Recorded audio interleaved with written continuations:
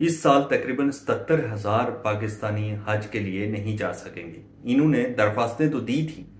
लेकिन 77,000 लोग जो है तो वो हज के लिए नहीं जा सकेंगे। हमारी जो हुकूमत है, पाकिस्तान की हुकूमत, हाल ही में बिजली सस्ती करके तो उसके लिए खुद को क्रेडिट दे रहे हैं। लेकिन क्या कोई इसका क्रेडिट भी लेगा कि अगर 77,000 पाकिस्तानी हज पर नहीं जा सके तो इसकी क्या वजह है? पाकिस्तानी हुकूमत ने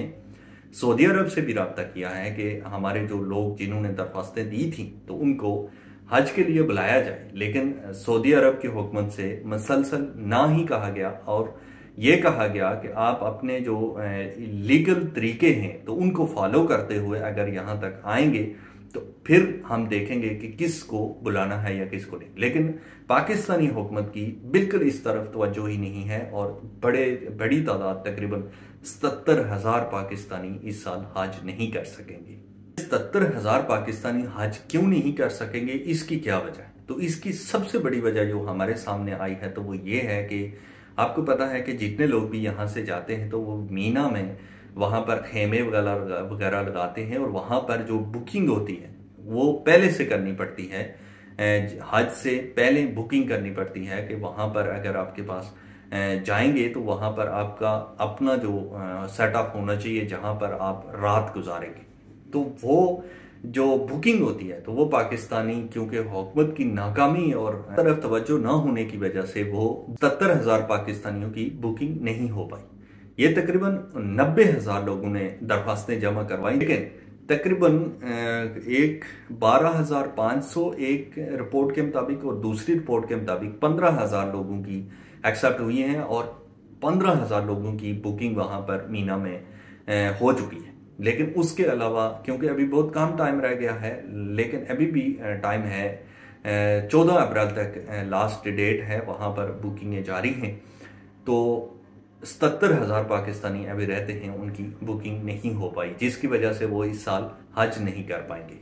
ये मसला इस साल इसलिए पेश आया कि जो कोटा होता है पाकिस्तान के जो हाजी वहां पर जाते हैं तो ये एक कोटा होता है, उसके तहत ही दरख्वास्तें जमा की जाती हैं और फिर उतने लोग ही वहां पर जा पाते हैं जो पहले से ये तयशुदा होता है सारी चीजें। लेकिन क्योंकि इस साल इंतहाई नाकस कार्रवाइयां की गई हैं और इस बारे में बिल्कुल किसी का ध्यान था ही नहीं, इसमें बर वक्त कोई तकमील का काम नहीं किया गया, कोई एक्शन नहीं लिया गया, जिसकी वजह से ये ताखीर का सामना करना पड़ रहा है। ये मसला सिर्फ हाजियों का नहीं है कि हज से हम लेट हो गए या हमारे इस साल 2025 में बहुत सारे लोग हज की अदायगी नहीं कर पाएंगे। ये मसला इंतजामात का है कि हमारा मुल्क पूरी तरह से किसी भी महकमे में, किसी भी चीज में पूरी तरह से इंतजामात नहीं कर पा रहा, पूरी तरह से परफॉर्मेंस नहीं कर पा रहा, जिसकी वजह से हमें हर फोरम पे शर्मिंदगी का सामना करना पड़ता है। तो इसलिए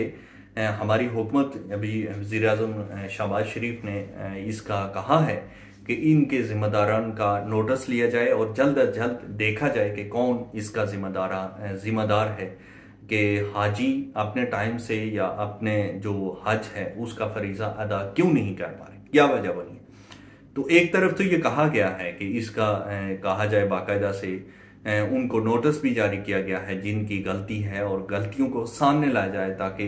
इसमें बेहतरी लाई जा सके और आइंदा ऐसी कोई भी बात ना हो। लेकिन दूसरी तरफ देखा जाए तो हमें हर फोरम पे शर्मिंदगी का सामना करना पड़ रहा है और हमारा कोई भी एक काम भी अच्छे तरीके से नहीं हो रहा।